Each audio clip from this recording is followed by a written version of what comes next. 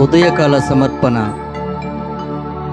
ఓ నా జేసువా, ఈ దినము నేను చెప్పు జపములను, చేయు పనులను, పడు కష్టములను, నా పాపముల పరిహారమునకును, సమస్త సభికుల ఉద్దేశము కొరకును మీరు ఎడతెగక పూజా బలిలో మిమ్ము ఒప్పగించడు ఉద్దేశముతో విని ఏకీభవించండి.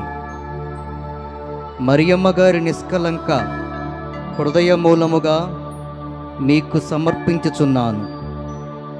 మరియు విశేషముగా పరిశుద్ధ పాపుగారి ఈ నెలకు నియమించిన పొత్తు తలంపు కొరకు, ప్రత్యేక తలంపు కొరకు పై సత్కార్యములను మీకు